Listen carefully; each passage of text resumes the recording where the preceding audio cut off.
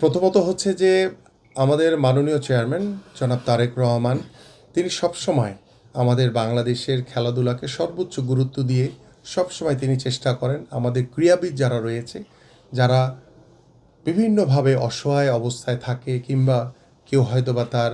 খেলাধুলাকে চালিয়ে নিয়ে যেতে পারছে না, কেউ হয়তোবা ইনজুরিতে আক্রান্ত রয়েছে, কেউ হয়তোবা অনেক প্রতিভাবান খেলোয়াড় রয়েছে যারা হয়তোবা বিভিন্ন যোগাযোগের মাধ্যমে তারা তাদের নিজেদের প্রতিভাকে প্রকাশ করতে পারছে না, এবং অনেকে হয়তোবা রয়েছে যারা অর্থের অভাবে আমাদের যারা অনেক প্রতিভাবান খেলোয়াড় রয়েছে তারা হয়তোবা ঠিকমতো কমিউনিকেশন করে তারা কাঙ্ক্ষিত লক্ষ্যে পৌঁছাতে পারছে না। আমরা সবসময় সেই মানুষগুলোর পাশে, আমি এবং আমাদের মাননীয় চেয়ারম্যান জনাব তারেক রহমান সবসময় পাশে দাঁড়ানোর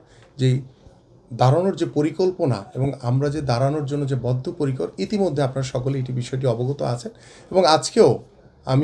আজকে এখানে আমরা উপস্থিত হয়েছি আমাদের কাজী অনেক, যিনি আন্ডার-19 বিশ্বকাপ ক্রিকেটের একজন স্বনামধন্য খেলোয়াড় ছিলেন এবং তিনি আমাদের বাংলাদেশের ঘরোয়া লিগেও তিনি খেলেছেন এবং তিনি ইনজুরিতে আক্রান্ত হয়ে বিভিন্নভাবে তিনি ক্ষতিগ্রস্ত হয়েছেন। এবং আমরা আশা করি যে তার ইনজুরি কাটিয়ে কিভাবে আমরা তাকে দ্রুতই আবার সেই খেলার মাঠে তাকে স্বরূপে আমরা দেখতে পাবো, যিনি ইতিমধ্যে বাংলাদেশের ক্রিকেটে অত্যন্ত পরিচিত একটি মুখ। আমরা আশা করি যে বাংলাদেশ জাতীয়তাবাদী দল বিএনপি এবং আমাদের মাননীয় চেয়ারম্যান জনাব তারেক রহমান অনেকের পাশে রয়েছে, অনেকের পাশে থাকবে। যতদিন না অনেকের যে ইনজুরি কাটিয়ে উঠে তিনি ততদিন মাঠে না নামেন, ততদিন আমরা ইনশাল্লাহ এই ইনজুরি কাটানোর জন্য আমাদের পক্ষ থেকে যেই ধরনের সহযোগিতা প্রয়োজন এবং এই ইনজুরিকে জয় করার জন্য আমাদের পক্ষ থেকে যেই ধরনের সহযোগিতা প্রয়োজন, আমরা সার্বিকভাবে আমরা অনেকের পাশে রয়েছি এবং অনেকের পাশে থাকবো ইনশাল্লাহ। ভাইয়া, যে কাজটা বিসিবির আসলে করা উচিত সেটা দিনের পর দিন আপনারা করে যাচ্ছেন, এটা কি বিসিবির লজ্জিত হওয়া উচিত কিনা? না, আমি আসলে ওই প্রসঙ্গে যেতে না চাই। আমি চাই যেটা আমাদের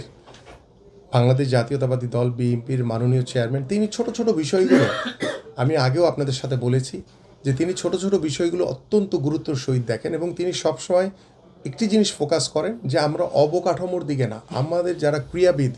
যারা দেশের নামকে সামনে ভবিষ্যতে উজ্জ্বল করবে, আমরা সেই সকল ক্রীড়াবিদদের পাশে